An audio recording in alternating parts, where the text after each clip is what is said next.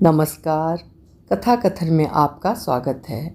आज सुनिए युवा लेखिका रुचिका अरुण शर्मा की लिखी हुई कहानी थोड़ा सा मज़ा।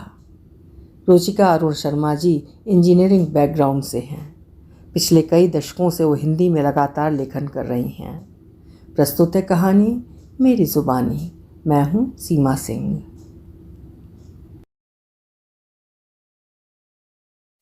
कई दिनों से मालिनी अपने प्रिय अध्यापक डॉक्टर अमरेंद्र को लगातार व्हाट्सएप पर संदेश भेज रही थी, लेकिन उनकी तरफ से कोई उत्तर ना पाकर वो थोड़ी सी आशंकित थी। आखिर ऐसा क्या हो गया? सर तो स्वयं शुभ सुबह, दोपहर, सायं, रात्रि, दिन में 3-4 संदेश व्हाट्सएप पर भेजा करते हैं। उसने सर के खास मित्र प्रोफेसर मलिक को फ़ोन किया। प्रोफेसर मलिक, आजकल डॉक्टर अमरेंद्र कहाँ हैं? मैं कितने दिनों से उन्हें संदेश भेज रही हूँ, उनका कोई जवाब नहीं मिल रहा। फ़ोन किया तो उनका नंबर आउट ऑफ सर्विस बता रहा है। ठीक कहती हैं आप मालिनी, मैं भी उनका नंबर कई दिनों से ट्राई कर रहा हूँ, लेकिन लग ही नहीं रहा। लेकिन आप तो उनके खास दोस्त हैं, ऐसे कहाँ गायब हो गए डॉक्टर अमरेंद्र? आपको कुछ बताया भी नहीं? वही तो, ऐसे में फ़िक्र होती है कहीं कुछ गलत तो नहीं। वही तो मुझे अंदेशा हुआ प्रोफेसर मलिक, इसीलिए मैंने आपको फ़ोन किया। दरअसल शिक्षक दिवस नज़दीक आ रहा है, आप तो जानते ही हैं। इस दिन कई संस्थाएं शिक्षकों को सम्मानित करती हैं। मैंने डॉक्टर अमरिंदर के बारे में किसी को बताया था, सो वे उन्हें विशेष सम्मान से सम्मानित करना चाहते हैं। उनके बड़े भाई यहाँ रहते हैं, हो सकता हो उनके पास गए हों, लेकिन उनका नंबर मेरे पास नहीं है। आजकल कोई बगैर फ़ोन के तो रहता नहीं, इसीलिए मेरा भी मन कुछ आशंकित है। उनकी पत्नी का फ़ोन नंबर भी नहीं है मेरे पास, कभी काम ही नहीं पड़ा। मालिनी ने फ़ोन रख दिया, लेकिन मन नहीं माना तो डॉक्टर अमरेंद्र जहाँ कार्यरत थे उस यूनिवर्सिटी में ही कार्यरत प्रोफेसर आशा को भी फ़ोन कर लिया। हाँ, आजकल मेरे व्हाट्सएप संदेश भी नहीं देख रहे डॉक्टर अमरेंद्र। मैं सभी को रोज़ मोटिवेशनल कोट्स भेजती हूँ, उनका रोज़ जवाब आता था, लेकिन कई दिनों से वो जवाब ही नहीं दे रहे, तो मैंने उन्हें संदेश भेजना बंद कर दिया। क्यों, आप किस लिए पूछ रही हैं?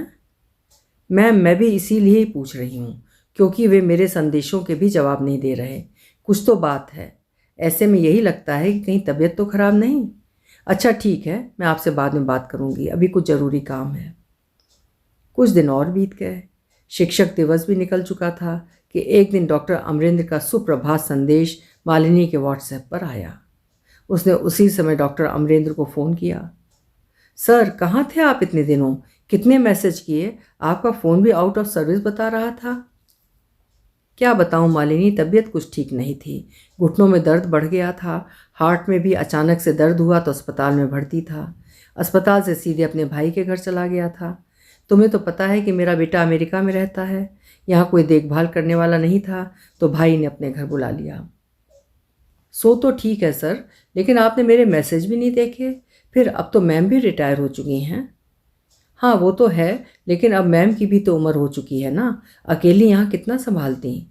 भाई के बच्चे भी तो साथ में ही रहते हैं ना। दूसरी बात ये कि मेरा फ़ोन हाथ से छूट कर गिर गया था और स्क्रीन डैमेज हो गई थी, इसलिए रिपेयर के लिए दिया था। अब फ़ोन मिला तो तुम्हारे एवं अन्य लोगों के मैसेज एवं मिस्ड कॉल देखे। खैर, मैं तो आपको शिक्षक दिवस के सम्मान की सूचना देना चाहती थी। आप मेरे प्रिय अध्यापक जो हैं, लेकिन अब तो शिक्षक दिवस निकल चुका सर, अब अगले साल देखेंगे। करीब 15 दिन बीत चुके थे। एक दिन मालिनी को उसकी सहपाठी रीता बाजार में मिली। दोनों पास के एक कैफ़े में कॉफ़ी पीने चली गईं। बातों बातों में रीता ने उसे बताया, तुम्हें पता है डॉक्टर अमरेंद्र जेल में थे इन दिनों। क्या? क्यों? पोक्सो एक्ट में। ये एक्ट तो बच्चों के साथ छेड़छाड़ के आरोपी पर लगाया जाता है। मालिनी हैरत में थी। सही समझा तुमने, डॉक्टर अमरेंद्र के घर फिजिक्स ट्यूशन के लिए बच्चे आते हैं ना। लेकिन अब तो उनकी पत्नी भी रिटायर हो चुकी हैं, वे भी तो घर में होती होंगी ट्यूशन के समय। तुम्हें किसने बताया ये सब रीता? मालिनी ने बात काट कर एक के बाद एक प्रश्न दाग दिए थे। सभी बड़े अखबारों में खबर थी। तुम्हें मेरी बात का भरोसा ना हो तो ऑनलाइन गूगल कर सकती हो, ये खबर पूरे शहर को पता है। एक तुम्हें ही इसकी जानकारी नहीं है शायद। मैंने कुछ लोगों से पूछा भी था इन दिनों उनके बारे में, लेकिन किसी ने कुछ बताया नहीं। क्योंकि सभी जानते हैं कि तुम्हारे उनके साथ घनिष्ठ संबंध हैं, इसलिए उन्होंने नहीं बताया होगा। कोई नहीं चाहता कि बात घूमकर उन तक वापस पहुंचे। ये भी हो सकता है रीता। मालिनी शॉपिंग करके घर लौट आई थी। घर में दाखिल होते ही उसने अपने मोबाइल फ़ोन पर गूगल करके सबसे पहले खबर पढ़ी। उसे अपने कानों सुने एवं आंखों से पढ़े पर भरोसा नहीं हो रहा था। धड़कन बढ़ी हुई थी। डॉक्टर अमरेंद्र इतने सुलझे हुए, सरल, सहृदय इंसान, सभी को बहुत सम्मान देने वाले ऐसा कर सकते हैं? वो भी एक 15 वर्ष के लड़के के साथ? सोच भी नहीं सकती थी वो। उसके पति टीवी देख रहे थे। उनको जाकर उसने वो खबर पढ़वाई। वे भी हैरत में थे कि रिटायर होने के बाद प्राइवेट कॉलेज में पढ़ाना जारी रखा और घर में ट्यूशन लेकर अपना खर्च निकाल रहे सादा जीवन उच्च विचार वाले डॉक्टर अमरेंद्र ऐसी हरकत भी कर सकते हैं। सब कुछ संभव है इस युग में। मालिनी के पति ने गहरी सांस ली। मुझे तो उनकी पत्नी पर तरस आ रहा है। बेचारी सारी जिंदगी अपने पति पर भरोसा करते हुए नौकरी करती रही और अब रिटायर होने पर यह देखना भी बाकी था। उस विद्यार्थी के बारे में सोचूं तो और भी बुरा लग रहा है। बेचारे माता पिता पर क्या बीत रही होगी। सभी अपने बच्चों के उज्जवल भविष्य के लिए उन्हें पढ़ा लिखा कर बड़ा करते हैं, और यदि शिक्षक ही ऐसी हरकत कर दे तो फिर किसका भरोसा करें भला। ये तो अच्छा हुआ कि बच्चे ने घर में बताया, और ज़रूर उसके माता पिता भी रुतबे रुआबदार होंगे जिन्होंने पुलिस में रिपोर्ट करने की हिम्मत की, वरना कई बार ऐसी बातें दबा दी जाती हैं। मालिनी भावों के उतार चढ़ाव के संग अत्यंत भावुक हो उठी थी। वो रात को बिस्तर पर लेटी तब भी डॉक्टर अमरेंद्र का चेहरा उसकी आंखों के समक्ष घूमता रहा। एक बार वो डॉक्टर अमरेंद्र के घर गई थी, तब उसने उनका घर देखा था। उसे मन ही मन उनसे घिन आने लगी। उफ, उस अंदर के कमरे में ले गए 15 वर्षीय विद्यार्थी को इतनी हिम्मत कैसे हो गई उनकी। लेकिन उन्होंने ये पहली बार नहीं किया होगा, ना जाने कितने बच्चों को। उफ, कितना सम्मान था उनके लिए मेरे मन में। रात भर नींद में उसे वही बातें याद आती रहीं। सारी रात करवटें बदलते हुए काटी। सवेरे नाश्ता खाकर उसने रीता को फ़ोन किया। सुनो रीता, मुझे सारी रात नींद ही नहीं आई। डॉक्टर अमरेंद्र के बारे में ही सोचती रही, लेकिन मुझसे बहुत सहज रूप से बात की उन्होंने, जैसे कुछ हुआ ही नहीं हो। तुमने तो खुद उन्हें चलाकर फ़ोन किया तो वे और भी ज़्यादा खुश हुए होंगे कि चलो कोई तो है जिसे जानकारी नहीं। तुम ठीक कहती हो, लेकिन डॉक्टर अमरेंद्र तो ये भी बता रहे थे कि जब वे बीमार थे तब उनका बेटा अमेरिका से आया था और उनका इलाज करवा कर गया है। इलाज तो पुलिस ने किया है उनका रिमांड लेकर। बेटा ना आता तो अब तक जेल की हवा खा रहे होते। हकीकत तो ये है कि उनके जेल से रिहा होने की भी उम्मीद नहीं थी। बेटे ने ही कुछ जुगाड़ भिड़ाकर उन्हें बचाया है। बेटे पर भी कैसी गुजरी होगी अपने पिता की इस हरकत पर। सचमुच सोचकर भी बात गले से नीचे नहीं उतर रही है। मैं सोचती हूँ इस प्रकार के अपराध कोई कैसे कर सकता है भला। कुछ पलों के मज़े के लिए किसी और के जीवन से खेलना, उफ, कितना घिनौना कृत्य। मालिनी रीता से बात कर डॉक्टर अमरेंद्र के प्रति घृणा महसूस कर रही थी। कुछ दिन बीत चुके थे। डॉक्टर अमरेंद्र मालिनी से निरंतर संपर्क में थे। मालिनी न चाहते हुए भी उनसे बात कर लिया करती। वो नहीं चाहती थी कि डॉक्टर अमरेंद्र को भनक भी लगे कि वो उनकी हकीकत जान चुकी है। उसने सोचा एकदम से बात बंद करने से उन्हें बुरा लगेगा, सो वो कभी अपनी व्यस्तता जता देती और कभी कोई और बहाना।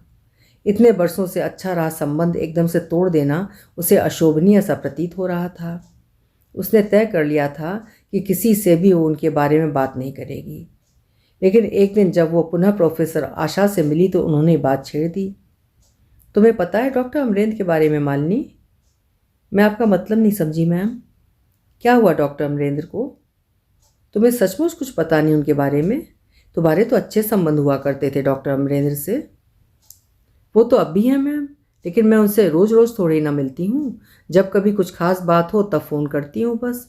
लेकिन इन दिनों काम की कुछ ज़्यादा ही व्यस्तता रही, सो उनसे बात भी नहीं हुई।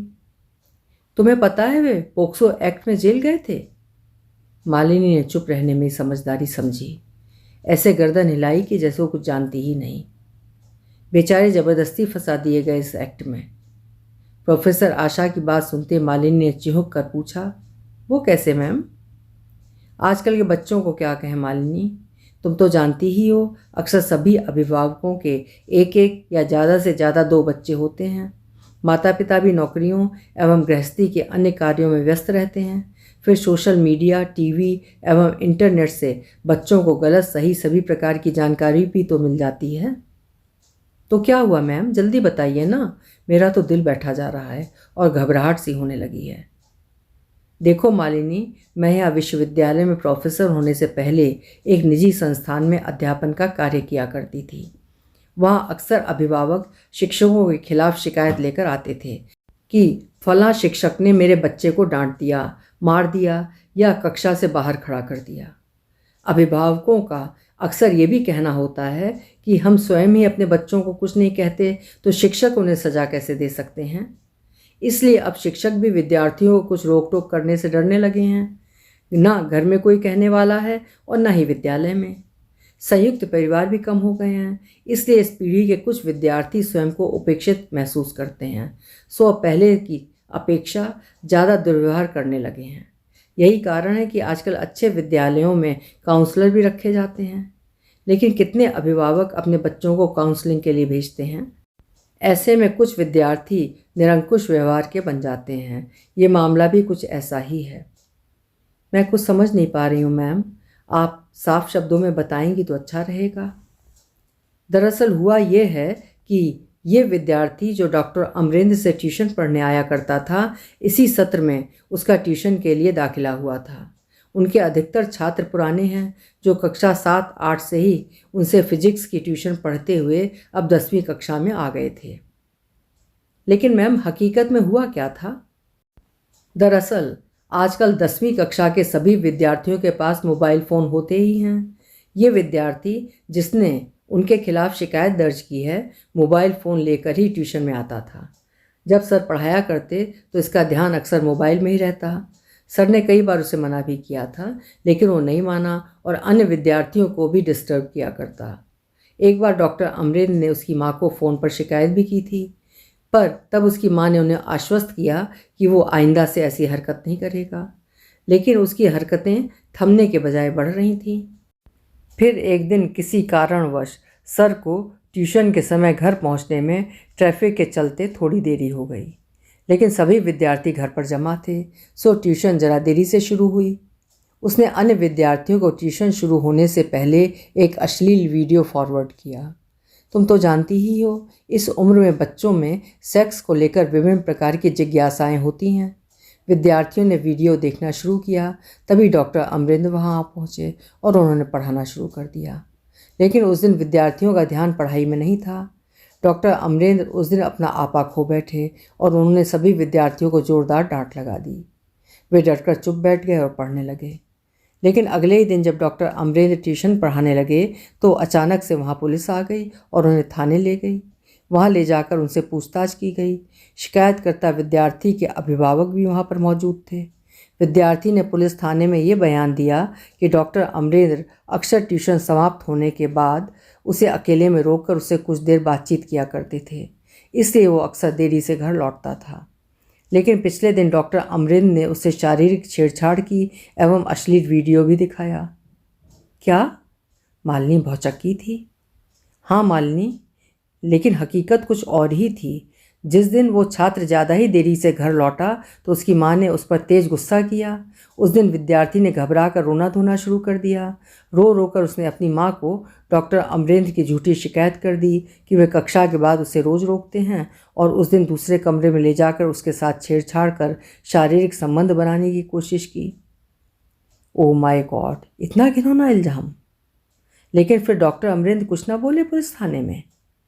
वही तो, विद्यार्थी की माँ के पुलिस महकमे में अच्छे ताल्लुकात हैं, इसलिए डॉक्टर अमरेंद्र ने सफाई देते हुए हकीकत बयान की तो किसी ने उनकी बात का भरोसा ही नहीं किया। वे बेचारे इतने दिन जेल में बंद रहे और ये खबर अखबार के माध्यम से पूरे शहर में फैल गई। फिर जितने लोग उतने मुंह और उतनी ही बातें। लेकिन मैम, फिर हकीकत सामने कैसे आई?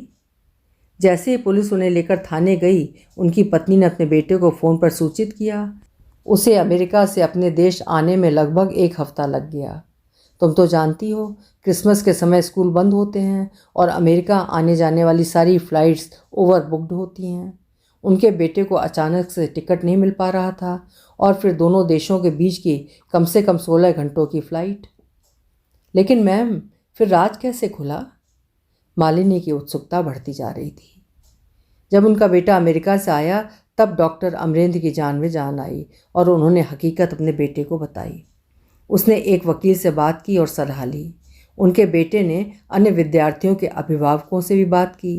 पहले तो कोई भी उनके साथ बातचीत के लिए तैयार नहीं हुआ, लेकिन वकील के बताए अनुसार जब उसने झूठी कहानी गढ़ी और बताया कि कुछ बच्चों की फ़ोन चैट से मालूम हुआ है कि सारे बच्चे मिलकर अश्लील चैट किया करते थे, तब अभिभावकों का समूह थोड़ा ढीला पड़ा और सभी अपने अपने बच्चों को बचाने में लग गए। तब दबाव और डर के मारे किसी एक विद्यार्थी ने अपना मुंह खोला और उसकी फ़ोन चैट से मालूम हुआ कि शिकायत करने वाला विद्यार्थी डॉक्टर अमरेंद्र की डांट सुनकर स्वयं को बेइज्जत महसूस करने लगा था और उनसे बदला लेने के लिए उसने ये इल्ज़ाम उन पर लगा दिया। जब सभी विद्यार्थियों की फ़ोन चैट चेक की गई तो शिकायतकर्ता के द्वारा भेजे गए संदेश में लिखा था, अब मज़ा चखाता हूँ सर को, अब देखना क्या होता है। अगले दिन डॉक्टर अमरेंद्र की पत्नी का डॉक्टर के साथ अपॉइंटमेंट था, सो वो घर में नहीं थी। इसी का फ़ायदा उठाकर विद्यार्थी ने झूठी कहानी गढ़ी। ओह माय गॉड, कितना बदमाश! लेकिन फिर वो अक्सर देरी से घर क्यों पहुंच रहा था? दरअसल डॉक्टर अमरेंद्र ट्यूशन समाप्त होने के बाद अक्सर उसे रोककर अकेले में समझाया करते थे कि वो पढ़ाई में ध्यान दे और दूसरे विद्यार्थियों को भी डिस्टर्ब ना करे। वे नहीं चाहते थे कि उसे सबके सामने डांटा फटकारा जाए, क्योंकि ऐसे में अक्सर विद्यार्थी बेइज्जत महसूस करते हैं। लेकिन वो नहीं समझा और उसने ट्यूशन के समय सभी को डिस्टर्ब करना जारी रखा। सो डॉक्टर अमरेंद्र को एक दिन जोर से गुस्सा आ गया तो उन्होंने सभी के बीच उसे डांट दिया। लेकिन ट्यूशन से छूटकर वो घर देर से क्यों पहुंचा? फिर इतनी देर कहाँ रहा वो? सर के घर के पास एक सुपरमार्केट है, वो वहाँ गया और उसने कुछ सॉफ्ट ड्रिंक्स वहाँ से ली। वो अक्सर उस सुपरमार्केट में जाकर कुछ ना कुछ खाने पीने के लिए लिया करता था। आजकल सभी जगह कैमरे लगे होते हैं ताकि कोई चोरी करे तो पकड़ा जाए। इसीलिए उनका बेटा वकील एवं पुलिस की मदद से ये सब सबूत जुटा पाया। दरअसल वो दूसरे विद्यार्थियों को भी कभी कभार वहाँ ले जाकर चॉकलेट, बिस्किट, स्प्राइट वगैरह पिलाया करता था। इसीलिए वे सब आपस में दोस्त बने हुए थे। सभी विद्यार्थी देरी से घर लौटते और अपने घरों में यही कहते कि सर ने देर तक क्लास ली। ये सारी जानकारी ट्यूशन पर जाने वाले अन्य विद्यार्थियों ने दी और मैं डॉक्टर अमरेंद्र के लिए अपने मन में कितनी घृणा जमा कर चुकी थी। मुझे बहुत दुख हो रहा है उनके लिए मैम। बात है ही दुख की। मैम, फिर उस स्टूडेंट का क्या हुआ? उसकी काउंसलिंग चालू है। जेल से छूटने के बाद डॉक्टर अमरेंद्र नहीं चाहते थे कि उसे किसी प्रकार की सज़ा दी जाए जिससे उसका भविष्य खराब हो जाए, इसलिए वे स्वयं भी जैसे पहले थे वैसे ही रहे। How nice he is. दरअसल उस विद्यार्थी के माता पिता की आपस में पटरी नहीं खाती थी। घर में हर वक्त कलह कलेश रहता। बच्चा बचपन से अकेलेपन का शिकार है। पिता तो अक्सर काम के सिलसिले में बाहर आते जाते रहते हैं। माँ अपने इकलौते बेटे के मोह में ऐसी पड़ी थी कि उसे कुछ कहना ही नहीं चाहती थी। उसकी हर मांग पूरी करती। आजकल माता पिता भी तो डरते हैं कि कहीं बच्चा कुछ कर ना ले।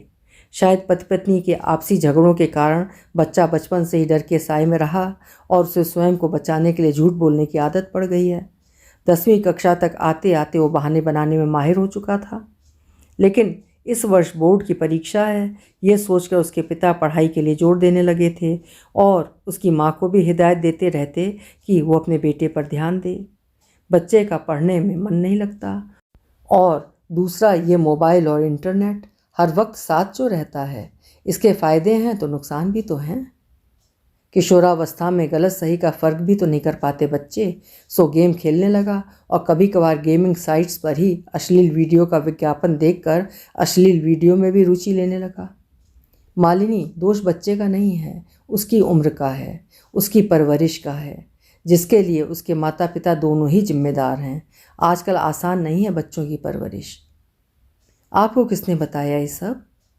विद्यार्थी के स्कूल की एक अध्यापिका मेरी पुरानी सहेली है। वैसे तो स्कूल वाले ये मामला दबा देना चाहते थे क्योंकि इससे उनके स्कूल का नाम भी खराब होगा, लेकिन मेरी सहेली ने पर्सनली मुझे ये बात बताई। फिर मैम, अखबार वाले क्या सही खबर नहीं छाप रहे? विद्यार्थी के माता पिता नहीं चाहते थे कि बच्चे का नाम खराब हो, इसलिए अब तक रुकी हुई थी।